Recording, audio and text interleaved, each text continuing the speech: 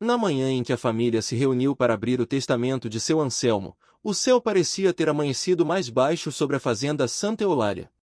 Nuvens pesadas cobriam os morros ao redor, e o vento que vinha do capinzal trazia aquele cheiro de terra úmida que sempre antecedia chuva forte. Para quase todos ali, aquele era apenas o dia de dividir bens, medir cercas, discutir papéis e calcular quanto cada pedaço de chão renderia em gado, soja ou dinheiro. Mas, para Daniel, era mais um daqueles dias em que ele já chegava sabendo qual seria seu lugar, o último da fila, o esquecido, o nome dito com impaciência, o parente tolerado apenas por obrigação. Daniel estava parado perto da porta da antiga casa grande, com a camisa simples ainda marcada pelo barro seco da estrada. Não usava bota cara, não tinha caminhonete nova, não exibia relógio de metal pesado no pulso como seus primos. Seus olhos, cansados e fundos, percorriam o terreiro onde passara boa parte da infância correndo atrás de galinhas, carregando baldes de leite e ouvindo histórias do avô à sombra do Jatobá. Durante muitos anos, ele acreditou que a fazenda também era um pouco sua. Não pelos papéis, nem pelo sangue que a família tanto gostava de invocar quando lhes convinha, mas pelas manhãs frias em que ajudara no curral, pelas cercas que consertara com o avô, pelos segredos que aquele chão guardava em silêncio. Só que o tempo lhe ensinara outra verdade: carinho não valia escritura, e memória nenhuma tinha peso diante da ganância. Seu Anselmo, antes de morrer, passará os últimos meses em um quarto escuro, respirando com dificuldade, observando em silêncio o desfile de filhos e netos que o cercavam como urubus pacientes. Havia entre eles um tipo de pressa que não combinava com o luto. Todos queriam demonstrar cuidado, mas Daniel percebia as trocas de olhares, as conversas interrompidas quando ele aparecia, os cochichos sobre hectares, tratores, cabeças de gado, nascentes, escrituras antigas e dívidas escondidas. Enquanto os outros disputavam proximidade com o velho patriarca, Daniel quase sempre ficava de fora. Diziam que ele não tinha cabeça para negócios. Que era mole demais. Que tinha o coração maior do que o juízo. Que nunca saberia administrar nada. Alguns falavam na frente dele. Outros preferiam o veneno da gentileza. Mesmo assim, nas últimas semanas de vida, seu Anselmo pedirá a Daniel algumas vezes. Não para conversar sobre herança, como os demais imaginavam, mas para coisas pequenas: abrir a janela, ajeitar o cobertor, levar um copo d'água, ajudar a acender o lampião quando faltava energia. Eram momentos curtos, quase sempre em silêncio, mas havia neles algo que Daniel não sabia explicar. O velho observava como quem queria dizer alguma coisa e não encontrava força. 2 vezes chegou a apertar o braço do neto e abrir a boca, mas desistiu. Na última visita, com a chuva batendo nas telhas e o quarto cheirando a remédio e madeira antiga, seu Anselmo apenas murmurou, com a voz arranhada: nem tudo que parece resto é resto. Daniel não entendeu. Antes que pudesse perguntar, a tosse tomou conta do velho, e a frase morreu ali, entre um suspiro e outro. Agora, dias depois do enterro, todos estavam reunidos na sala principal da casa grande, onde o ventilador de teto gemia devagar e o retrato amarelado dos bisavós parecia vigiar cada movimento. Sobre a mesa, repousavam pastas, envelopes, canetas e uma jarra de café quase intocada. O advogado, Dr. Valença, um homem magro, de fala medida e terno claro inadequado para o calor abafado do interior, limpou os óculos antes de começar a leitura. Ao redor, os herdeiros tentavam parecer compostos, mas a ansiedade saía em pequenos gestos, dedos tamborilando, pernas balançando, gargantas secas engolindo em falso. Daniel sentou-se no canto, como sempre. Sua tia Celina, mulher de voz aguda e olhos duros, lançou-lhe um olhar rápido, como se a presença dele ali fosse um erro administrativo. O primo Heitor, que já falava da fazenda como futuro dono desde antes da morte do avô, mantinha um sorriso de canto de boca, seguro de que herdaria os melhores pastos. Os outros filhos de seu Anselmo trocavam comentários baixos, interrompidos apenas quando o advogado mencionava algum bem valioso. Tratores para um. Cabeças de gado para outro. Uma área de lavoura para os 2 irmãos mais velhos. A casa grande, dividida em porcentagens. A represa. O galpão de máquinas. Um lote de terras próximo da estrada estadual. Tudo foi sendo distribuído como se a vida inteira de um homem pudesse ser reduzida a uma lista. A cada item, o ambiente se tornava mais leve para uns e mais pesado para outros. Quando o advogado lia algo de valor, havia suspiros discretos de alívio. Quando anunciava divisões complicadas, surgiam olhares afiados, contas mentais, desconfianças. Daniel, por sua vez, ouvia sem esperar nada. Não porque fosse humilde como gostavam de dizer, mas porque aprenderá a não alimentar esperança onde só havia desprezo. Desde pequeno, sempre lhe coubera o que sobrava, as roupas usadas dos primos, os serviços mais duros, os lugares mais distantes à mesa, a atenção mais curta, a paciência mais fina. Ninguém precisou avisá-lo de que, naquele testamento, não seria diferente. E não foi. Quando a leitura parecia se aproximar do fim, Dr. Valença abriu o último envelope, franziu a testa por um segundo e prosseguiu. Ao meu neto Daniel, começou ele, em voz neutra, deixo a posse integral da casa velha do fundo da propriedade, junto ao antigo pomar, com tudo aquilo que nela houver. Por um instante, ninguém entendeu. Depois vieram os risos contidos. Não risadas abertas, porque o momento ainda exigia certa aparência de respeito, mas aqueles sons abafados, curtos e cruéis, que machucam mais do que gargalhadas. A casa velha do fundo da propriedade era conhecida por todos como Barracão do Pomar, embora de barracão tivesse pouco e de casa, menos ainda. Era uma construção torta, esquecida entre mangueiras antigas e um capinzal alto, com telhas quebradas, paredes manchadas de umidade e assoalho apodrecido em vários pontos. Havia anos que ninguém morava ali. Servirá, tempos atrás, como moradia de um antigo capataz e depois, como depósito improvisado de tralhas sem valor. Diziam que ratos faziam ninho sob o piso, que cobras apareciam no verão, que o forro estava para cair. Era, em resumo, o pedaço que ninguém queria. Seu avô tinha mesmo senso de humor, disse Heitor, sem se preocupar em esconder o deboche. Pelo menos ganhou um teto, comentou tia Celina, antes de tomar um gole de café, como se tivesse dito algo generoso. Com uma boa limpeza talvez dê para guardar ferramentas, emendou outro primo, arrancando alguns sorrisos. Daniel permaneceu imóvel. Não por orgulho, mas porque seu corpo parecia ter esquecido como reagir. Era aquilo, então. A pior herança da fazenda.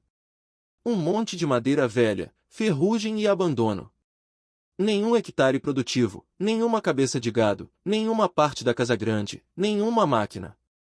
Apenas aquela construção esquecida no fundo do terreno, com tudo aquilo que nela houver, como lera o advogado. A frase ecoou na cabeça de Daniel por mais tempo do que deveria. Talvez porque fosse estranha. Talvez porque seu Anselmo jamais escolheria palavras ao acaso. Eu posso recusar? Daniel perguntou, com a voz baixa, sem olhar para ninguém em especial. O advogado ajeitou os papéis. Pode, mas nesse caso o bem retorna ao espólio para nova deliberação entre os demais herdeiros. Heitor soltou uma risada curta. Se não quiser, eu fico. Faço lenha. A sala respondeu com alguns murmúrios aprovadores. A humilhação já não precisava mais ser escondida. Daniel sentiu o rosto aquecer, as mãos fecharem devagar sobre os joelhos. Parte dele queria se levantar e ir embora dali para nunca mais voltar. Outra parte, mais ferida, queria aceitar só para não dar a ninguém o prazer de vê-lo desistir. Mas, no fundo, havia ainda outra coisa, a lembrança da voz cansada do avô dizendo que nem tudo que parece resto é resto. Ele ergueu os olhos, fitou por um momento o retrato antigo na parede e respondeu, eu aceito. A frase caiu na sala como algo pequeno e definitivo. Alguns deram de ombros. Outros sorriram com desdém. Para eles, Daniel acabará de confirmar o que sempre pensaram, que era um tolo resignado, incapaz de questionar, satisfeito com migalhas. O advogado fez uma anotação, pediu assinatura, recolheu documentos. Em poucos minutos, o assunto morreu. O barracão do pomar já não interessava mais ninguém. Mas, para Daniel, o dia ainda não tinha acabado. Quando saiu da casa grande, o vento estava mais forte, e as primeiras gotas grossas de chuva começavam a riscar o terreiro em manchas escuras. Ele caminhou sem pressa pela trilha lateral da fazenda, passando pelo curral vazio, pela cerca de aroeira torta e pelo velho tanque onde, menino, costumava lavar as mãos sujas de ração. Cada passo parecia arrastar junto anos de silêncio engolido.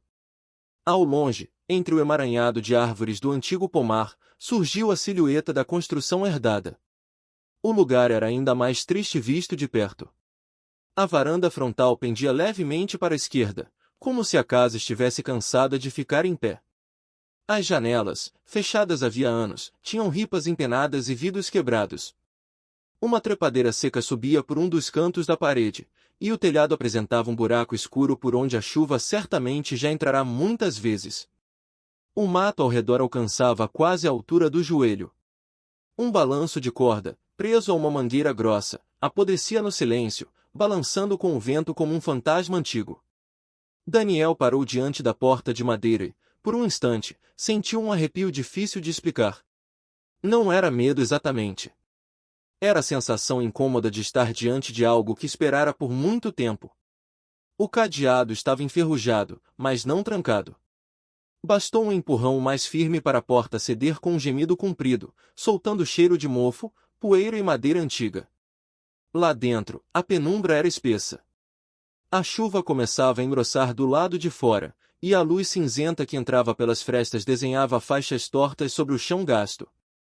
Havia móveis cobertos por lençóis amarelados, um armário sem porta, ferramentas encostadas num canto, caixas de madeira empilhadas e um fogão de ferro tomado pela ferrugem.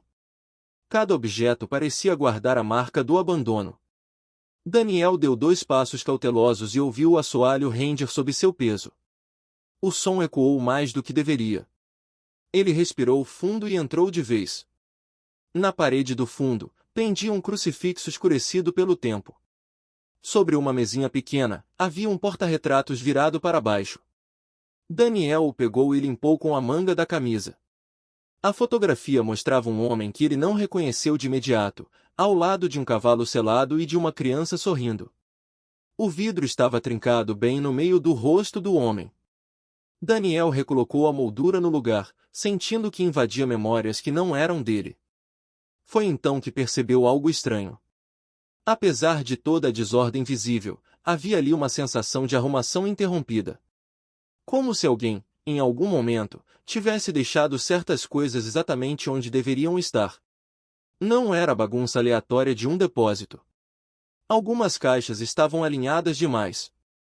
Uma cadeira permanecia virada na direção de uma parede sem janela, como se costumasse servir de apoio para alcançar alguma coisa. E, próximo ao antigo fogão, o piso parecia ter uma tonalidade diferente, ligeiramente mais escura, como madeira trocada ou remendada. Daniel se agachou devagar, passando a mão pela superfície. A poeira saía grossa, mas, sob ela, as tábuas revelavam marcas mais recentes do que o restante do assoalho. Pregos menos enferrujados. Riscos finos ao redor da borda. Ele franziu a testa. Lá fora, um trovão ribombou tão perto que as janelas estremeceram. A chuva agora descia pesada sobre o telhado quebrado, e pequenas goteiras começavam a bater em bacias esquecidas. Por alguma razão, o coração de Daniel acelerou. A lembrança do avô voltou com uma força inesperada. Nem tudo que parece resto é resto. Ele se levantou, olhou ao redor e puxou de um canto uma velha barra de ferro apoiada junto às ferramentas. Pesada, áspera, coberta de ferrugem, mas ainda firme. Voltou ao ponto do chão onde as tábuas destoavam e encaixou a ponta no vão entre 2 delas. Fez força uma vez. Nada.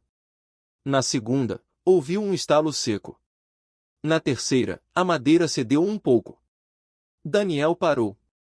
Não sabia dizer se era o barulho da tempestade, o render da casa ou outra coisa, mas teve a nítida impressão de que havia escutado algo vindo debaixo do piso. Algo oco. Algo fundo.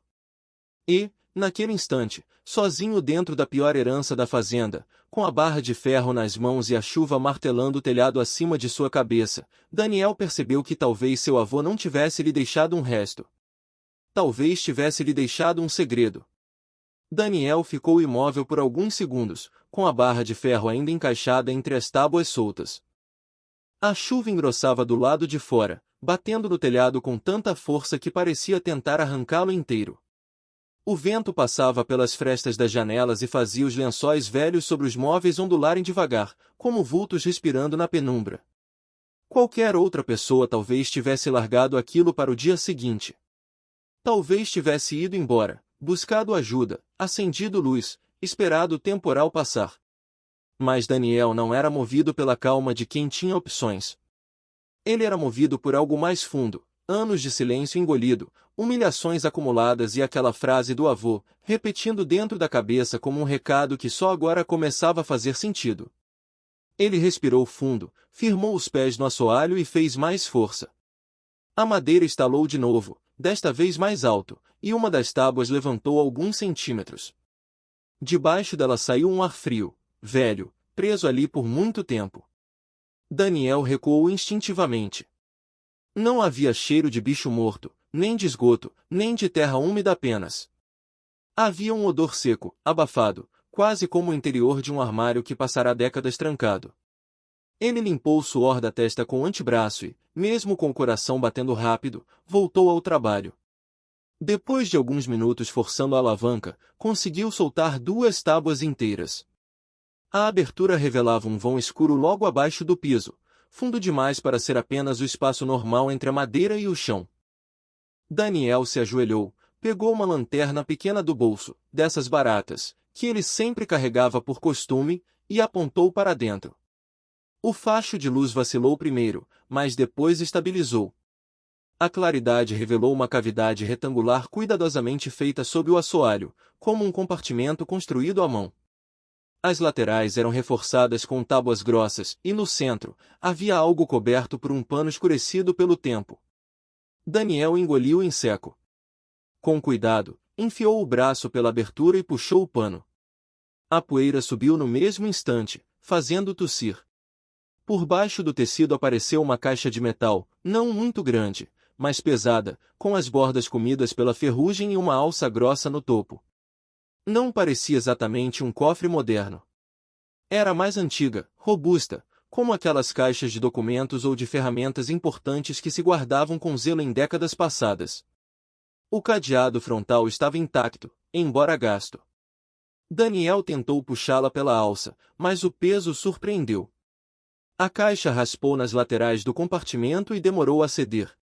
Ele apoiou o joelho no chão, forçou com as 2 mãos, e depois de um esforço bruto, conseguiu tirá-la do vão e arrastá-la até a parte limpa do piso. O metal deixou um risco fundo na madeira. Quando enfim a soltou, ficou ali parado, ofegante, olhando para o objeto como se ele pudesse desaparecer se piscasse por muito tempo. A primeira sensação não foi alegria. Foi estranheza. Por que seu avô esconderia aquilo naquele lugar? E por que deixar justamente o barraco para ele? A cabeça de Daniel tentava costurar respostas rápidas, mas tudo ainda era nebuloso demais.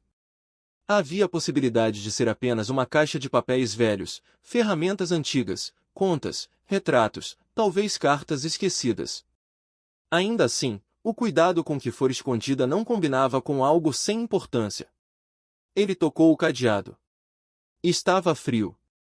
Testou abrir. Não cedeu. Seu primeiro impulso foi ir atrás de uma marreta ou qualquer ferramenta mais pesada. Mas antes que se levantasse, percebeu uma coisa ainda mais estranha. Sob a alça havia algo preso por um barbante fino, quase apodrecido. Daniel aproximou a lanterna e viu um pequeno embrulho de pano, do tamanho de uma mão fechada.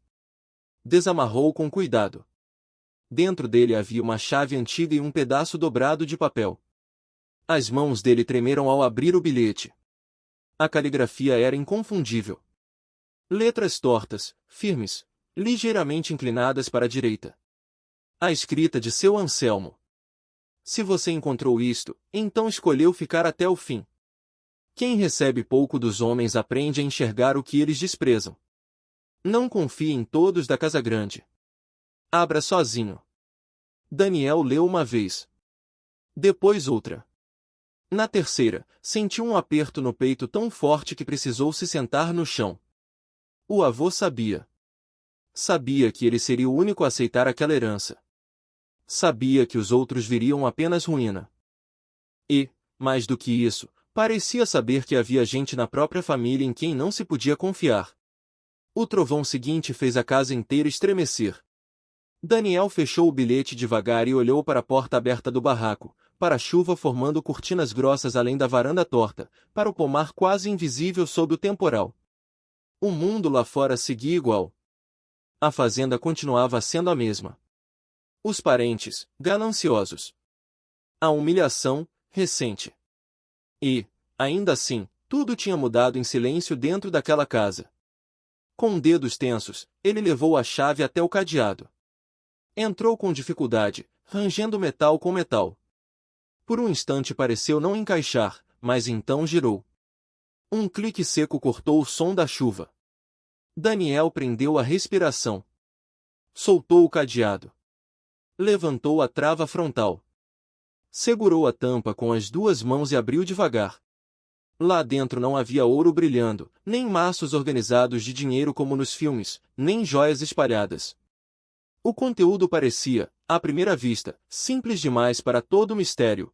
Um maço grosso de envelopes amarelados, uma caderneta preta de capa de couro já rachada, 3 sacos pequenos de pano fechados com cordão e um embrulho maior envolto em lona. Tudo estava arrumado com extremo cuidado, sem espaço desperdiçado, como se cada objeto tivesse sido colocado ali obedecendo a uma ordem exata. Daniel puxou primeiro a caderneta. Ao abrir, viu que se tratava de um livro-caixa antigo. Páginas e mais páginas preenchidas com anotações do avô, datas, nomes, valores, compra e venda de gado, empréstimos, quitações, contas feitas à mão. No começo, pareciam apenas registros da fazenda. Mas, conforme folheava, Daniel percebeu diferenças estranhas. Certas páginas estavam marcadas com um pequeno sinal ao lado de nomes que ele conhecia bem, nomes de tios, primos e até de um homem da cidade vizinha, dono do cartório. Em alguns trechos, os valores pareciam não fechar com o que ele ouvirá a vida inteira sobre as dificuldades financeiras da propriedade. Havia entradas altas de dinheiro em períodos que, segundo a família, haviam sido de perda e crise. Havia referências a terras vendidas sem lançamento oficial. E, nas últimas páginas, uma sequência de anotações curtas se repetia com insistência: esconder antes que tomem, não entregar a Heitor, proteger o que resta, Daniel saberá esperar. O nome dele, escrito ali, fez seu estômago gelar. Ele largou a caderneta por um segundo e puxou o primeiro envelope. Dentro, havia cópias de documentos antigos, escrituras, recibos, contratos de compra de áreas pequenas de terra, comprovantes de pagamentos que não batiam com a versão contada pela família. Em outro envelope, encontrou cartas trocadas entre seu Anselmo e um advogado de décadas atrás, discutindo uma disputa silenciosa sobre posse de um trecho da fazenda que parecia ter sido desviado em benefício de um dos filhos. Em mais uma pasta, descobriu uma série de recibos bancários e notas promissórias quitadas com valores altos, todos em nome do avô, muitos deles desconhecidos por qualquer pessoa da casa. Aquilo era mais do que um segredo. Era uma outra história da fazenda, uma história que ninguém jamais lhe contará. Daniel passou a mão no rosto, confuso. Seu avô, que nos últimos anos parecia cada vez mais frágil e ausente, havia organizado tudo aquilo em silêncio. Não era apenas uma caixa escondida. Era um arquivo. Uma defesa. Um testemunho guardado para o momento certo. E, pelo que os bilhetes indicavam, o momento certo havia chegado quando o resto da família acreditou estar recebendo tudo. Mas ainda havia os sacos de pano. Ele pegou o primeiro.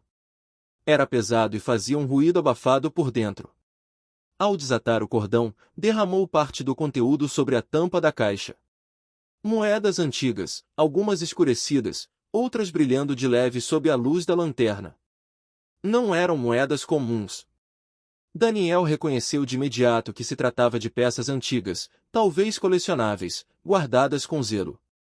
O segundo saco continha pequenos objetos embrulhados em tecido, um relógio de bolso quebrado, um broche com pedra verde, 2 alianças grossas, uma corrente de ouro escurecida pelo tempo. O terceiro saco era o mais pesado. Ao abri-lo, encontrou um monte de notas antigas, organizadas em maços e envolvidas em plástico. Algumas pareciam mais novas. Outras, muito velhas. Havia dinheiro de diferentes épocas, inclusive cédulas que já nem circulavam mais. Daniel sentiu o sangue subir ao rosto. Não fazia ideia do valor daquilo. Mas entendeu, no mesmo instante, por que o avô escrevera para não confiar na casa grande. Se qualquer um da família descobrisse aquela caixa, ele perderia tudo antes de conseguir sequer entender o que havia nas mãos. A chuva diminuiu por alguns minutos, transformando o telhado num gotejar constante. No silêncio que veio depois do temporal mais pesado, Daniel começou a ouvir outros sons. Passos do lado de fora? Galhos roçando? Ele congelou. Apagou a lanterna por reflexo e ficou escutando. O coração pulsava tão forte que parecia fazer barulho no próprio ouvido. Houve um estalo próximo à varanda. Em seguida, um rangido leve, como madeira cedendo sob peso. Alguém estava ali fora. Daniel fechou a tampa da caixa quase sem ruído, puxou o pano escuro por cima e a empurrou para trás de um móvel coberto. Depois olhou em volta, procurando qualquer coisa que pudesse parecer natural. O bilhete e a caderneta ele enfiou por dentro da camisa. Os sacos menores voltou às pressas para dentro. Quando deu 2 passos em direção à parede, ouviu a maçaneta da porta se mover lentamente. A porta entreabriu com um gemido comprido. A silhueta de Heitor surgiu na entrada, recortada pela luz cinzenta do fim da tarde. Ele segurava um guarda-chuva fechado numa mão e mantinha aquele meio sorriso insolente na boca. Sabia que você vinha pra cá, disse ele, lançando o olhar pelo interior do barraco. Sempre gostou de brincar de dono do que não presta. Daniel tentou manter a respiração normal. O que você quer? Heitor entrou sem esperar convite, desviando de uma goteira. Só fiquei curioso. Você saiu da leitura do testamento com uma cara estranha. Pensei, ou ele enlouqueceu de vez, ou acha que ganhou mais do que um monte de madeira podre. Daniel sustentou o olhar do primo sem responder. Heitor andou devagar pelo cômodo, chutando de leve uma caixa no canto, observando o chão, os móveis, a janela quebrada. Havia nele algo diferente do deboche comum. Uma tensão mais afiada. Como se procurasse mesmo alguma coisa. Parou exatamente perto do ponto onde Daniel havia retirado as tábuas, agora recolocadas às pressas sobre o vão. Cheiro de poeira mexida, murmurou. Essa casa inteira cheira a poeira, respondeu Daniel. Heitor sorriu sem humor. Vovô nunca gostou de você à toa. Sempre achei estranho. Aproximou-se mais um passo. Na última semana de vida, ele pediu seu nome 3 vezes. Você acha que ninguém percebeu? Daniel sentiu um frio atravessar a espinha, mas manteve a voz firme. Talvez ele só quisesse alguém que entrasse no quarto sem falar de herança. Por um segundo, o rosto de Heitor endureceu. O comentário acertara. Mesmo assim, ele não recuou. Baixou os olhos para o piso, notando um pequeno desalinhamento entre as tábuas. A expressão dele mudou de novo, desta vez para algo mais perigoso. Você encontrou alguma coisa? A pergunta veio calma demais. Daniel não respondeu. Heitor então deu um passo rápido na direção do local remexido, mas Daniel se moveu primeiro e ficou entre ele e o assoalho. Os dois se encararam. O barraco parecia menor de repente. O ar, mais pesado. A água pingava no balde ao lado, marcando os segundos. Se tiver alguma coisa escondida aqui, disse Heitor, a voz agora baixa, isso faz parte da fazenda. Faz parte do que meu avô deixou para mim. Você nem sabe o que está dizendo. Talvez eu saiba mais do que você imagina. A frase saiu antes que Daniel pudesse medir o peso dela. Mas produziu efeito. Heitor estreitou os olhos, avaliando cada detalhe do primo como quem tenta descobrir até onde ele foi. Durante alguns instantes, ninguém se mexeu. Só o som irregular das goteiras e o farfalhar das árvores do pomar preenchiam o espaço entre os dois. Por fim, Heitor soltou uma risada curta, sem alegria. Cuidado, Daniel. Tem coisa enterrada nessa fazenda que dá problema para quem mexe. Virou-se, foi até a porta e parou na soleira. Antes de sair, olhou por cima do ombro. E lembra de uma coisa. Você pode ter herdado esse barraco, mas continua sozinho.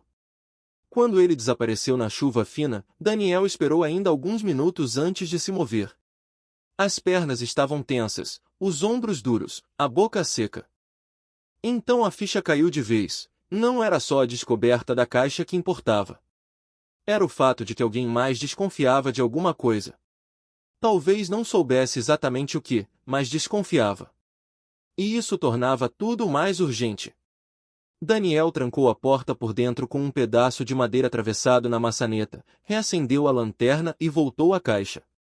Desta vez, puxou o embrulho maior envolto em lona, o único item que ainda não abrirá. Pesava menos do que parecia. Ele desfez os nós com cuidado. Lá dentro havia um pacote de papéis mais recentes, um envelope pardo lacrado e, por baixo deles, uma fotografia grande, já desbotada nas bordas. Ao erguer a foto contra a luz, Daniel sentiu o ar faltar. Era uma imagem antiga da entrada da fazenda. Nela apareciam seu Anselmo, ainda forte de chapéu escuro, dois homens desconhecidos, um caminhão parado ao fundo, e, ao lado do avô, muito mais jovem do que Daniel jamais vira em qualquer retrato, estava um homem idêntico a Heitor. Não o Heitor de hoje. O pai de Heitor. Só que, no verso da fotografia, escrito à mão, havia uma frase curta que fez as mãos de Daniel tremerem. Dia em que começou a mentira. Daniel ficou olhando para o verso da fotografia por tanto tempo que a chuva lá fora pareceu desaparecer. Dia em que começou a mentira. A frase, escrita pela mão trêmula de seu Anselmo, pesava mais do que qualquer objeto dentro daquela caixa. Não era apenas uma anotação. Era uma acusação. Um ponto de partida. Um aviso deixado para ser encontrado no momento exato. E, naquele instante, Daniel entendeu que o avô não lhe entregará só uma herança rejeitada pela família. Tinha-lhe entregue uma escolha: esconder tudo e sobreviver calado, ou ir até o fim e enfrentar a verdade que a Casagrande passará anos enterrando. Com as mãos ainda trêmulas, ele puxou o envelope pardo lacrado que estava sob a fotografia.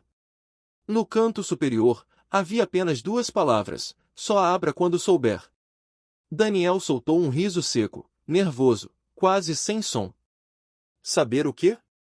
Saber em quem confiar? Saber até onde a mentira ia? Saber quem eram seus inimigos? Nada daquilo estava claro. Mesmo assim, ele já tinha passado do ponto de voltar atrás. Rasgou a aba com cuidado e retirou de dentro uma carta dobrada em 3 partes. Era do avô. Desta vez, a escrita estava mais instável, mas ainda legível. Daniel levou a lanterna para mais perto e começou a ler. Daniel, se esta carta chegou às suas mãos, então fizeram exatamente o que eu imaginei. Deixaram a você aquilo que chamaram de resto, porque gente cega pela ganância não sabe reconhecer o que tem valor quando o valor não reluz na frente dos olhos. Se encontrou a caixa, agora sabe que houve desvio, mentira e roubo dentro desta família. Durante muitos anos, tentei corrigir em silêncio o que começou quando confiei demais no meu filho mais velho e no homem do cartório. Eles me convenceram a assinar papéis que diziam proteger a fazenda em tempo de crise. Na verdade, transferiram terras, esconderam valores e montaram uma história para que todos acreditassem que a propriedade estava afundada. O dinheiro não sumiu. Foi escondido, espalhado, lavado em compras falsas e guardado longe dos olhos de quem ainda tinha consciência. Quando descobri, já havia perdido força para brigar abertamente. O pior não foi o roubo. Foi perceber que alguns dos meus próprios filhos preferiram manter a mentira a devolver o que era justo. Daniel parou de ler por um segundo. O nome não estava escrito ali, mas não era difícil ligar os pontos.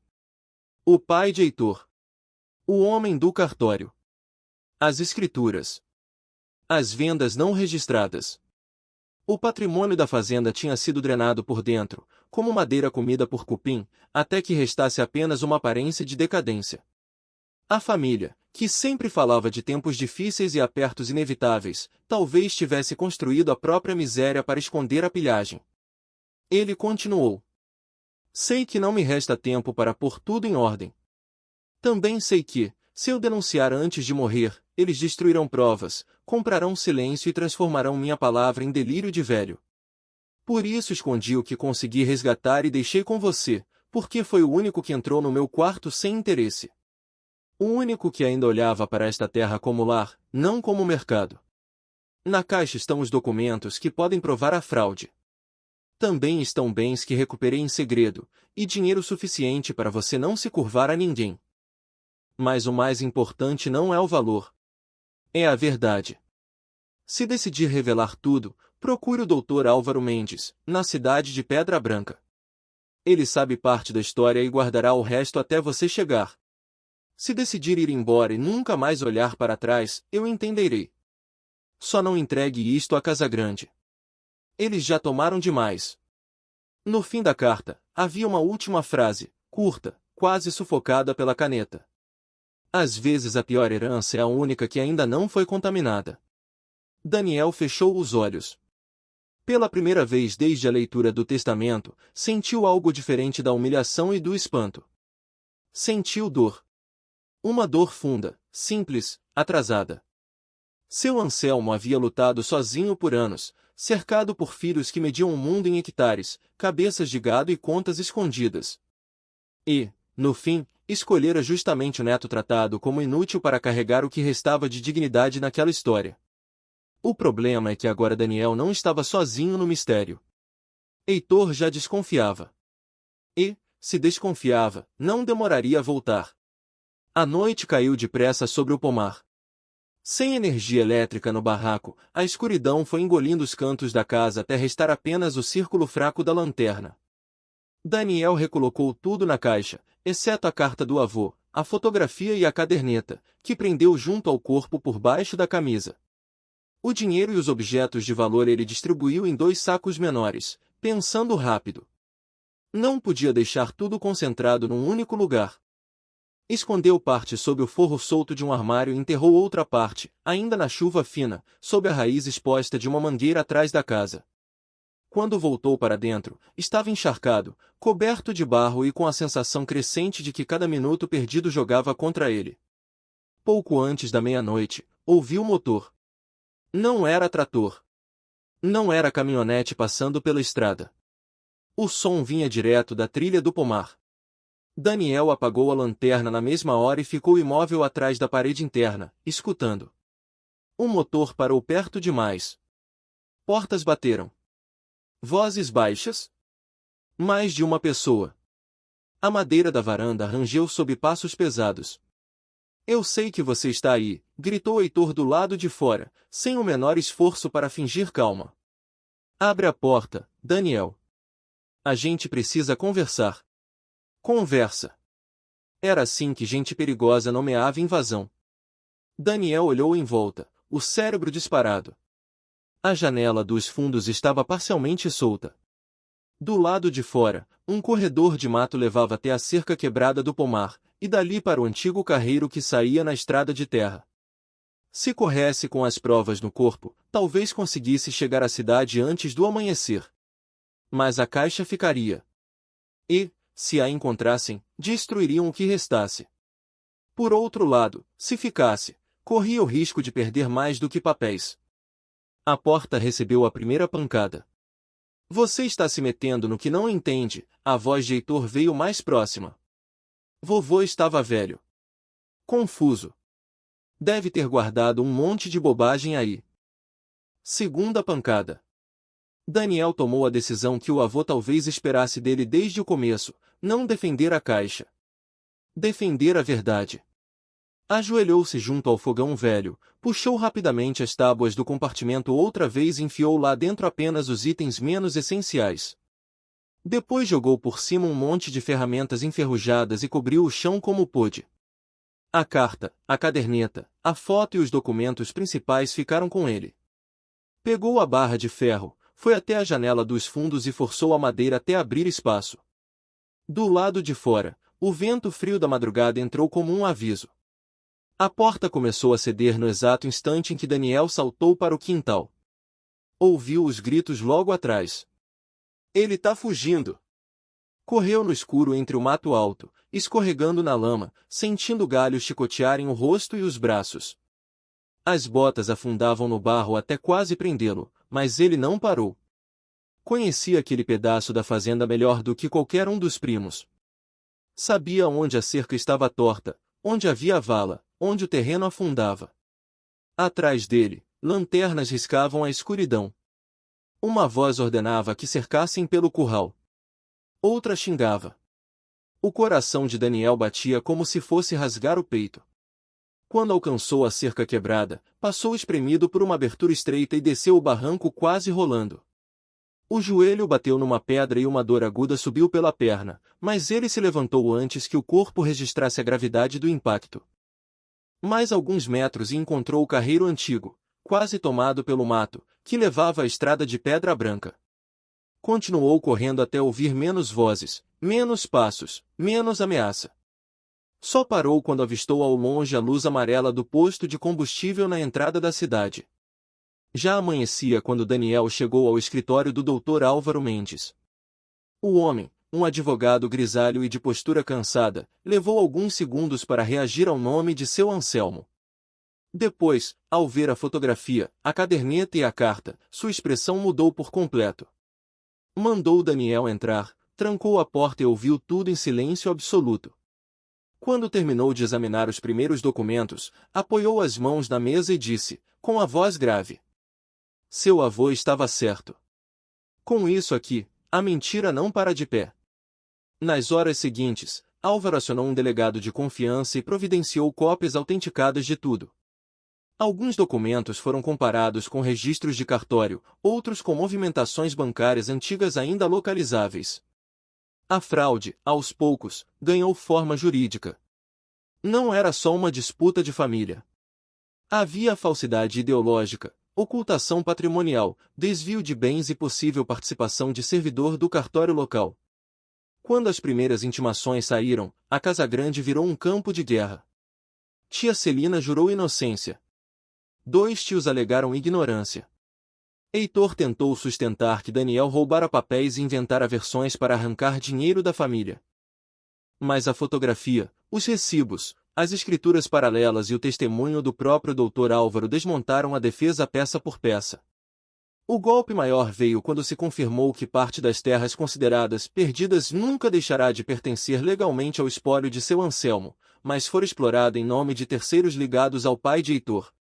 A mentira tinha, de fato, começado muito antes, e crescerá protegida pelo silêncio. Meses se passaram.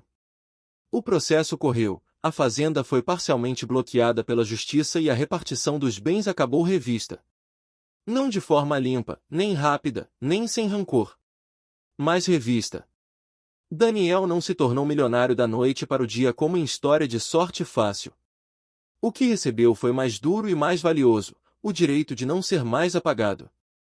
O dinheiro escondido na caixa, devidamente declarado e incorporado ao inventário após perícia, ajudou a cobrir dívidas reais da propriedade e garantiu a ele uma parte legítima do que sempre lhe havia sido negado. Alguns familiares nunca mais falaram com ele. Outros tentaram se reaproximar quando perceberam que ele já não era o neto sem voz. Daniel recusou quase todos. Voltou ao barraco semanas depois, sozinho, numa tarde clara de vento morno. A casa continuava simples, torta, marcada pelo tempo. Mas já não parecia ruína. Com parte do dinheiro legalizado e da área que lhe coube após a revisão do inventário, ele começou a reformá-la devagar, sem pressa de impressionar ninguém. Trocou telhas, reforçou o assoalho, abriu as janelas, limpou o pomar, pintou as paredes por dentro. O velho balanço na mangueira foi retirado.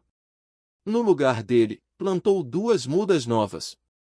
Na parede principal da sala, depois da reforma, pendurou a fotografia do avô, não a da mentira, mas uma outra, mais antiga, em que seu Anselmo aparecia sorrindo ao lado de um cavalo baio.